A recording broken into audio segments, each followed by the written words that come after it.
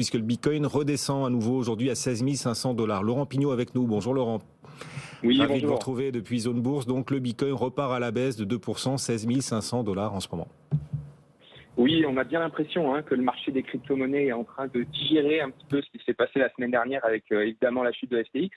Bien que nous ne savons pas encore précisément jusqu'où l'onde de choc va s'étendre. En attendant, le Bitcoin a chuté de 22% la semaine dernière et se retrouve désormais autour, comme vous le disiez, des 16 500 dollars à l'heure actuelle. Alors c'est un petit peu dommage puisque le contexte macroéconomique global commençait un petit peu à s'éclaircir, redevenait un petit peu plus favorable pour les actifs risqués, comme en témoigne l'envolée du Nasdaq la semaine dernière. Mais le Bitcoin a chuté avec FTX. Qui est venu à la fois ruiner l'espoir d'un rebond à court terme, mais aussi anéantir en quelque sorte la confiance qu'avaient certains acteurs envers ce marché des crypto-monnaies dans sa globalité. Alors pour l'instant, d'un point de vue technique, comme je le disais, le Bitcoin tient tout juste cette zone des 16 500 dollars, un niveau qui ne représente pas forcément un support majeur à long terme. Donc nous pourrions continuer de voir le Bitcoin se laisser un petit peu mourir pour aller chercher de la liquidité autour des 14 000 dollars dans un premier temps, puis autour des 10 000 dollars dans une phase de capitulation ultime, en attendant que la confiance revienne d'une manière globale sur le marché.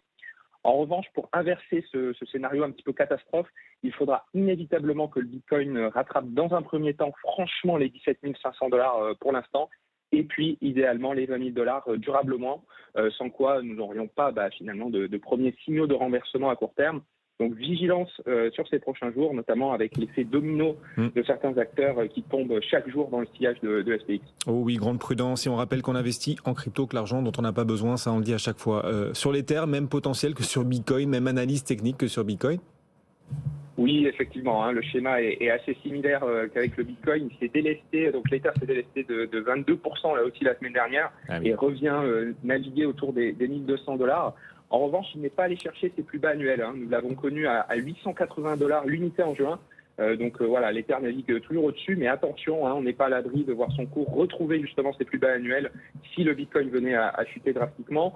En attendant, pour retrouver là aussi des premiers signaux de retournement à court terme, l'Ether va devoir repasser au-dessus des 1350 dollars et puis idéalement les 1650 dollars. Mais voilà, comme pour le Bitcoin, vigilance à court terme en attendant d'avoir une vision un peu plus complète de l'étendue des dégâts de la chute de FTX. Laurent Pignot, merci Laurent de nous avoir accompagnés en direct depuis Zone Bourse.